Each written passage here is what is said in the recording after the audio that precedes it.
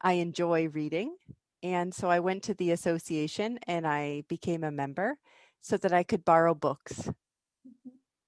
Yeah, so that was my first encounter with the association. And I read a lot of books.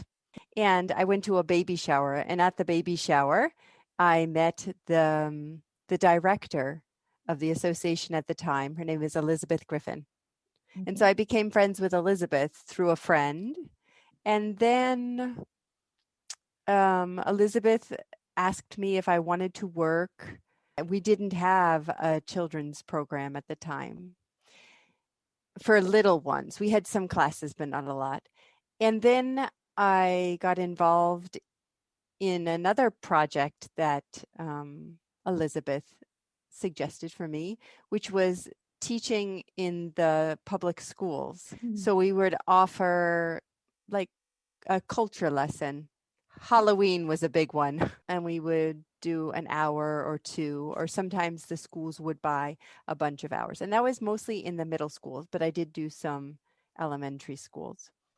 And that was popular at the time. And then we inaugurated our children's library. Caroline decided to kind of include more opportunities for the young children, more classes, more days in the week. As that started to happen, I was working in those classes because that is my expertise. Okay. I became kind of like the expert. So people were referring to me like, oh, talk to Janine, she'll teach you how to do, or we should do, oh, that was cool, And then there was another colleague, Maureen.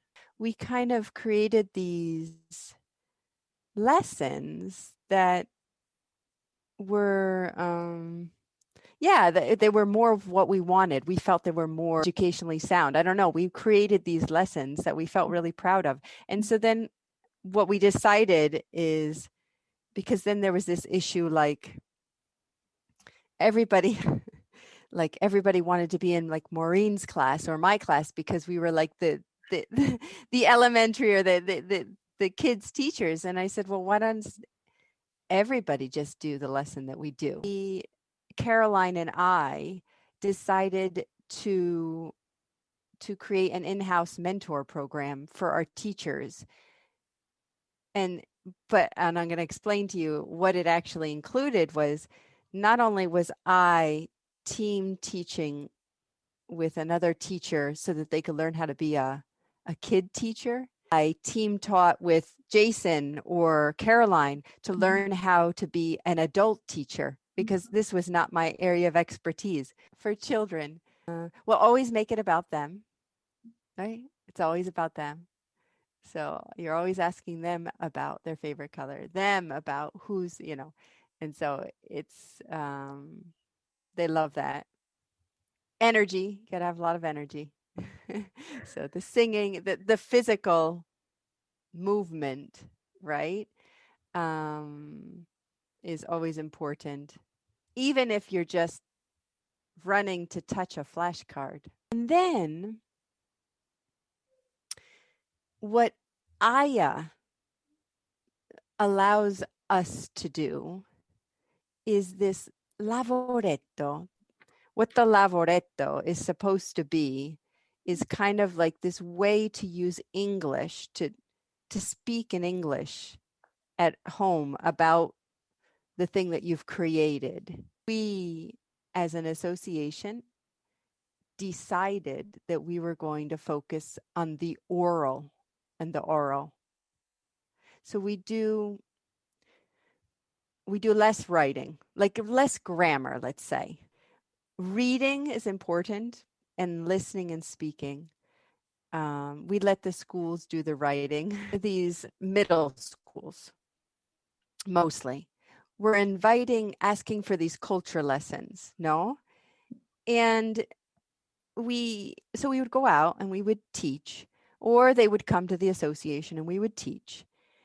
And what I started to notice, because I had never, at this point, I had small children. I didn't know what the classroom was like in Italy.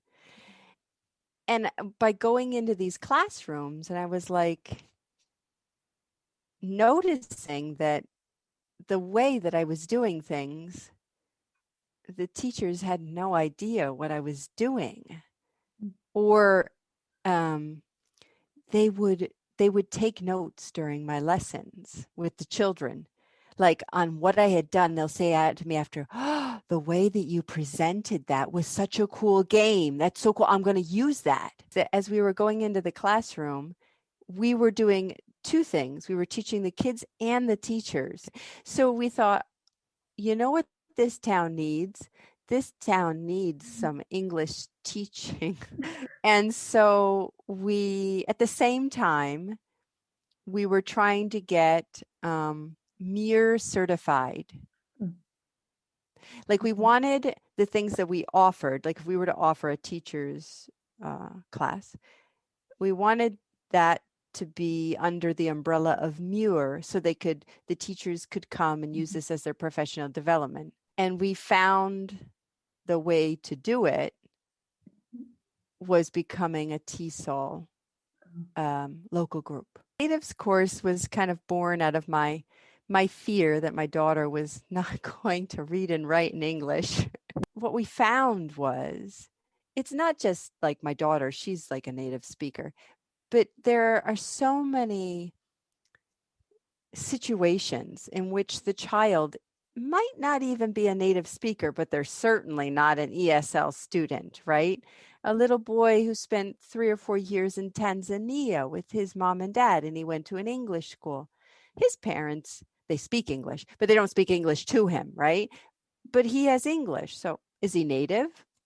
But no. Does his parents want him to continue reading and writing in English? Yes. You know, so many of these situations where you have one parent that speaks it, or a grandma or grandpa that speaks English. And so the kid is just, the ESL classroom's too easy for them. These children are often third culture or two culture kids.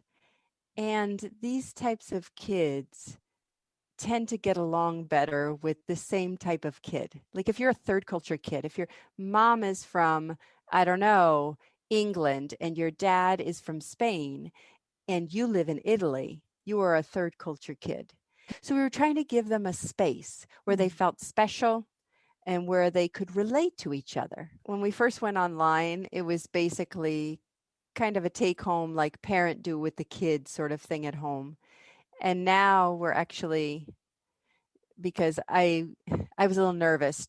I'd never done online teaching with the children. I decided to join a company that offers English lessons for students in China.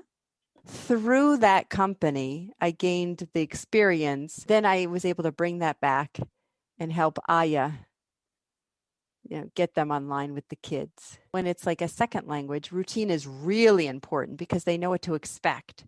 So we use the same songs. We read, so in the beginning we have all the same songs, and then it's a visual. It's like it's a document. It's a PowerPoint It's not a PowerPoint presentation, but it's a Word document. They see the picture, so they've got a visual, and we repeat and we learn about we play a game. The association's approach because it's a language school, but it's more than a language school because we focus on families, we focus on culture, we focus on, giving people a place to use English in many different ways. We offer so much. Besides the films, we offer all those conferences. We did. We offer because we care about the family, care about their whole experience with English, not just what they're learning in the lessons. And so when it came to, March 1st, and we were all locked down and had to stay home, I like to think that we helped people get through the pandemic. I personally have a group of retired adults who were locked down in their houses and had nowhere to go. And we taught them how to use Zoom and how to connect, with us through the lessons. And was a space to talk. Often we didn't talk about the lesson. We just talked about the pandemic. And And so it's that idea. It was about the English. We offer the English and we give the English, but it's about the whole person, about caring about the family. And some of them lost family members. And we were there and we were talking about it.